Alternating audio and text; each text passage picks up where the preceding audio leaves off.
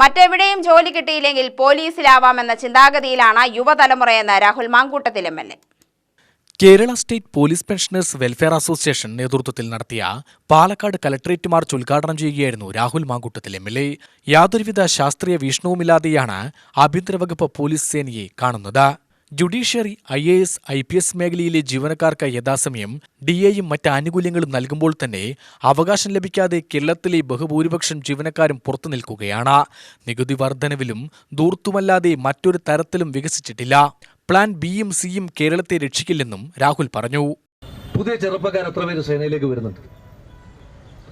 ഒരു നിവർത്തിയുമില്ലാത്ത ആളുകളുടെ ആശ്രയ കേന്ദ്രം മാത്രമായി മാറുകയാണ് പോലീസ് ഫോഴ്സ്. നിങ്ങൾ സംശയമുണ്ടെങ്കിൽ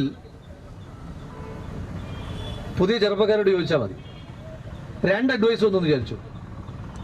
പോലീസും വേറെ ഏത് സർവീസ് വന്നാലും ഒരു തർക്കവും വേണ്ട, ചെറുപ്പക്കാര് മറ്റേ സർവീസ് ചൂസ് ചെയ്തു.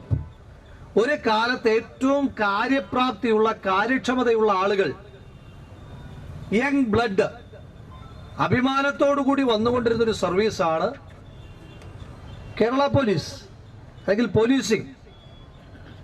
അവിടേക്ക് ഇപ്പൊ വരുന്ന ചെറുപ്പക്കാർ കഴിവില്ലാത്തവരാണെന്നല്ല ഞാൻ പറഞ്ഞതിന്റെ അർത്ഥം.